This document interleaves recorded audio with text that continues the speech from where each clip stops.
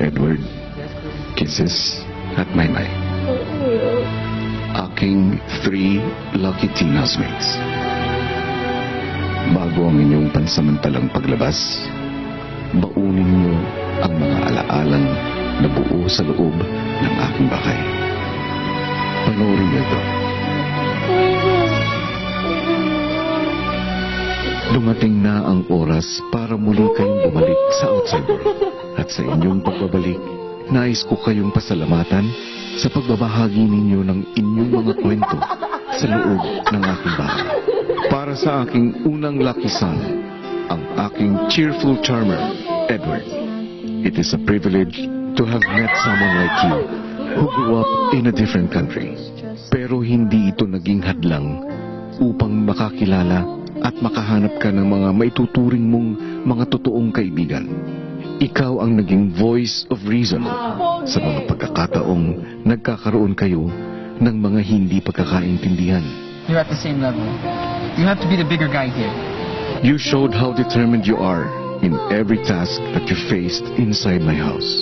At mas pinahanga mo naman ako nang mas pinili mo ang inyong pagkakaibigan kaysa sa pansarili mong kagustuhan. The Edward that came in wouldn't take that flag. He would have just stayed standing next to you guys in the first place. And I am proud of the man you have become. At para sa aking ikalawang lucky son, ang aking beauty queen, Kisses. Hello everyone, I am a 17-year-old and I am a beauty queen. Sa iyong pagpasok, isang sheltered na Kisses ang una kong nakilala. Inosente sa halos lahat ng bagay sa buhay. Ngunit habang tumatagal ang pananatili mo sa aking bahay, unti-unti mong nakita ang iba't ibang mukha ng buhay. At dahil dito, mas nakilala mo pang mabuti ang iyong sarili. Naging isa kang tunay na kaibigan sa iyong mga kasama. Isang kaibigan na handang dumamay sa oras ng kanilang pangangailangan. At dito din sa aking bahay, natutunan mong tumayo at manindigan sa iyong mga sariling desisyon. Are you ready? Wait lang po. Ang ganda! Yes, Kuya, I'm ready. Alam ko na ang Kisses na unang pumasok sa aking bahay ay ibang-iba sa Kisses na makikilala ng tao sa inyong muling paglabas. Kisses na mas matapang at Kisses na mas handang harapin ang mga hamon ng buhay. You really deserve to be my second lucky son, Kisses.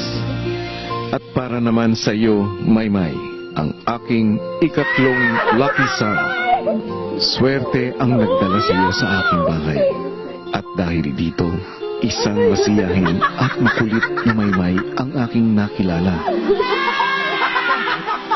Isang Maymay na mas lalong nagbigay kulay sa loob ng aking bahay.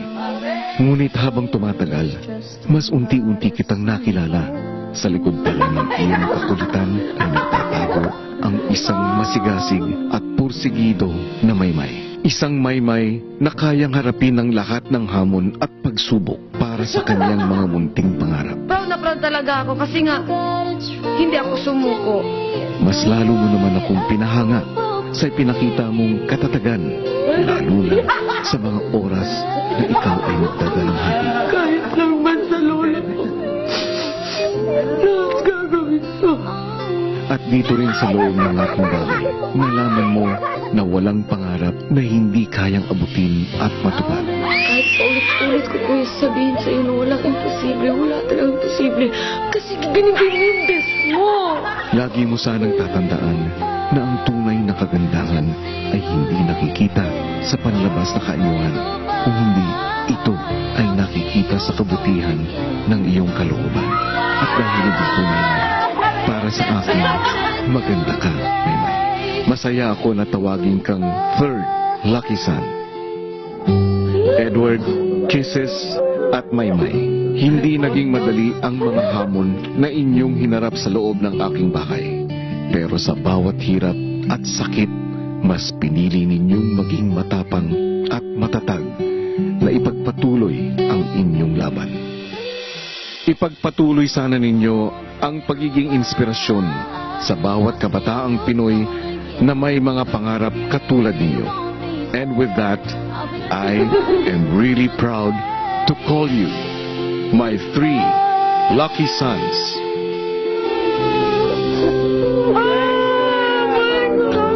Edward, Kisses, Maymay, sa ating pansamantalang paghiwalay, asahan niyo, palagi pa rin akong nakagabay sa bawat isa sa inyo.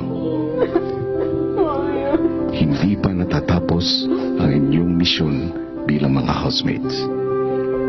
Tandaan na kayo ay magpapasa pa ng swerte para sa iba pang aspiring housemate.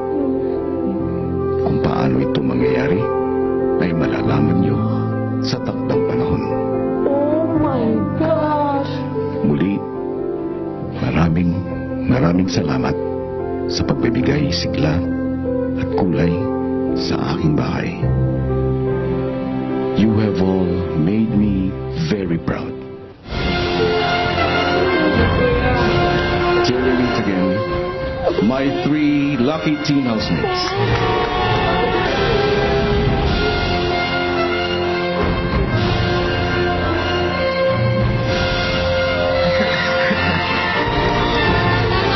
Proud! Roller coaster talaga ng emosyon ng bawat pamamaalam sa loob ng bahay. Pero tulad ng sinabi ni Kuya, hinihintay na sila ng outside world, diba?